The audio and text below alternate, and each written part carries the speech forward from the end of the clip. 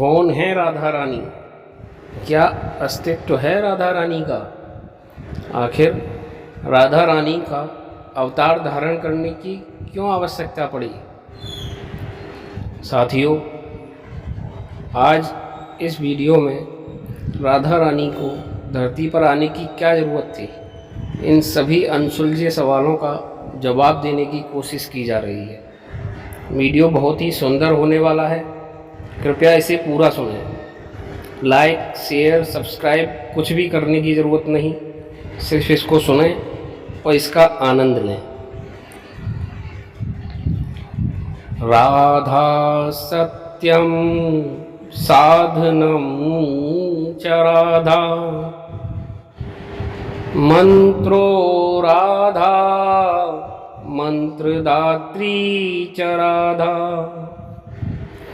सर्वं राधा सर्वदात्री च राधा, राधा राधा वाचिकं किं शेषम्। साथियों, हम सभी जानते हैं कि लाडली जी का जन्म द्वापर युग में हुआ है, लेकिन पद्म पुराण के अनुसार उनके जन्म का विधान सतयुग में ही हो गया था।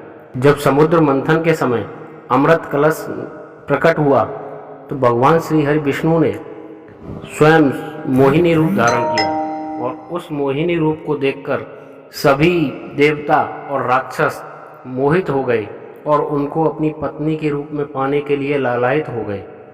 लेकिन सूर्य नारायण उस रूप को देखकर इच्छा करने लगे कि यह अगर मेरी बेटी के रूप में, मेरी पुत्री के रूप में मुझे मिल जाए तो मेरा जीवन धन्य हो जाए।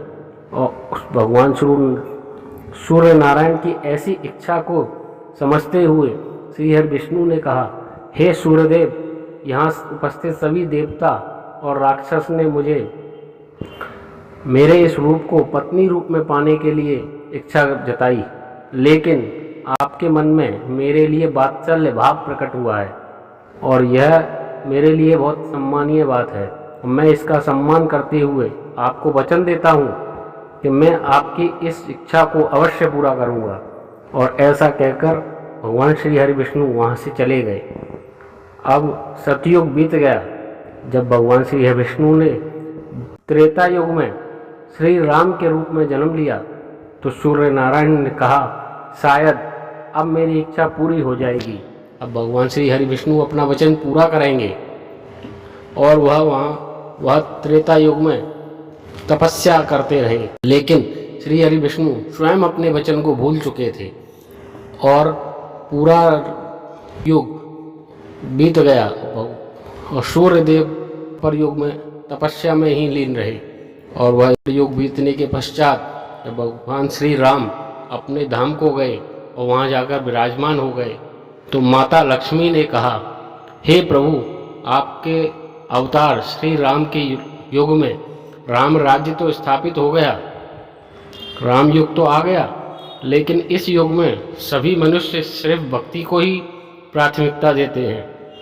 सभी मनुष्यों के मन में सिर्फ भक्ति ही है।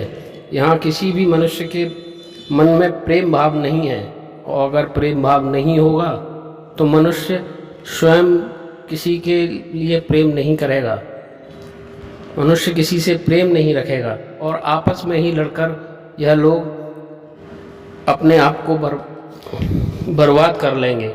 इस प्रकार तो इस सृष्टि का नाश हो जाएगा। अगर प्रेम भाव नहीं है तो इस सृष्टि का क्या होगा?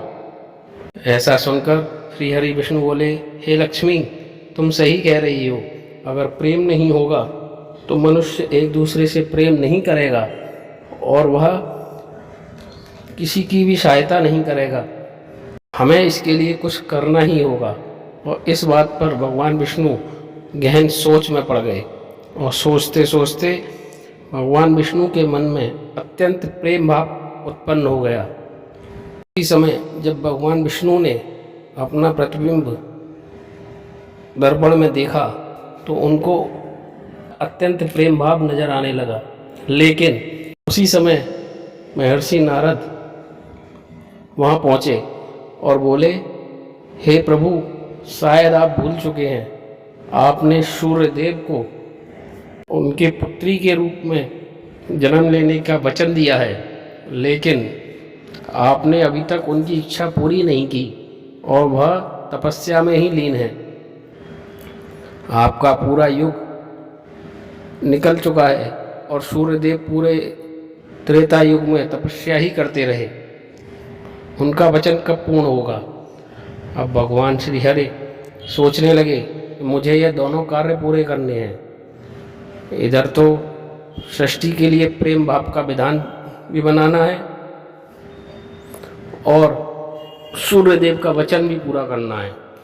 और ऐसा सुनते ही श्री हरि विष्णु को वही मोहिनी रूप याद आ गया और दर्पण में वही मोहिनी रूप दिखाई देने लगा। श्री हरि विष्णु ने उस मोहिनी रूप में अपनी सारी शक्तियां स्थापित कर दी और उसको एक सुंदर मोहिनी रूप देकर प्रकट किया।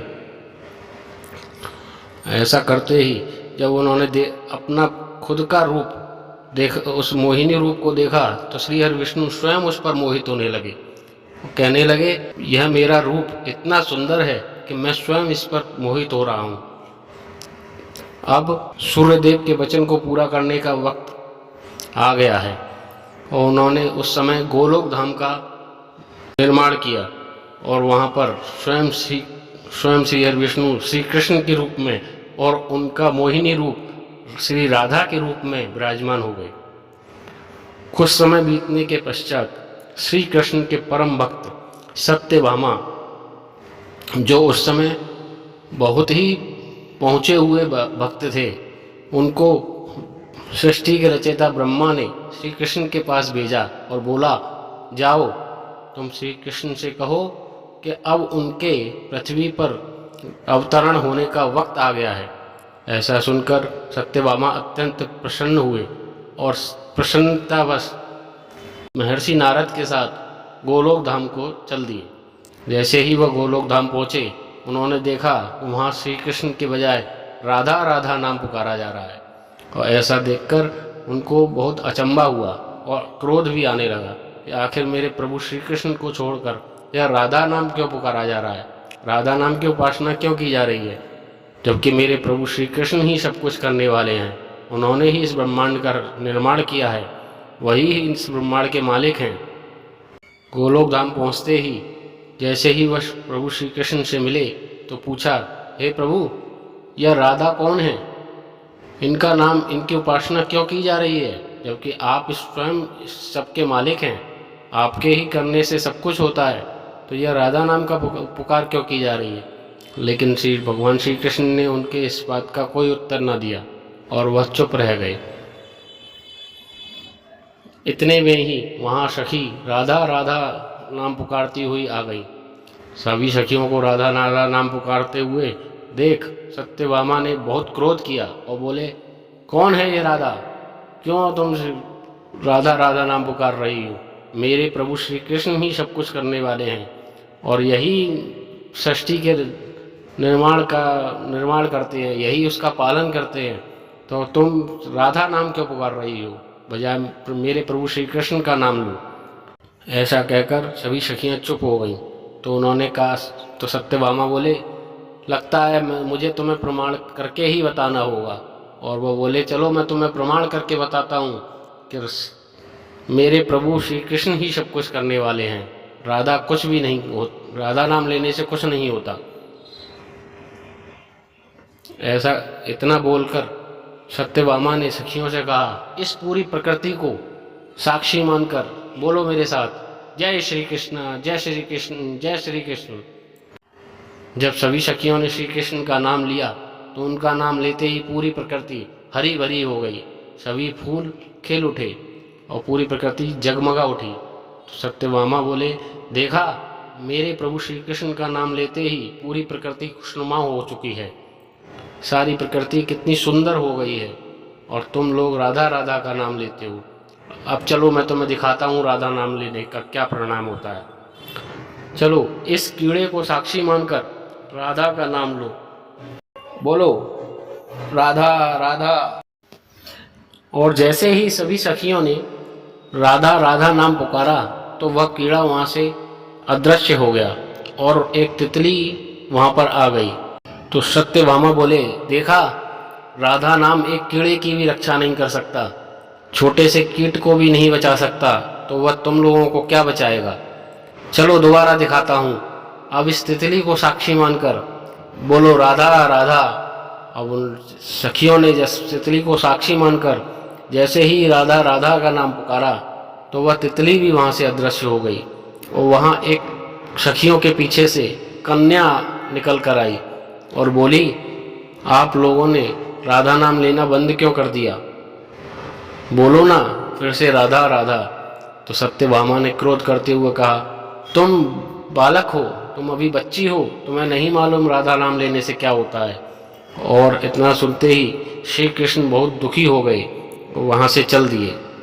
तो सत्यभामा बोले, हे प्रभु, मैं आपके पास ब्रह्मा जी का संदेश लेकर आया हूँ।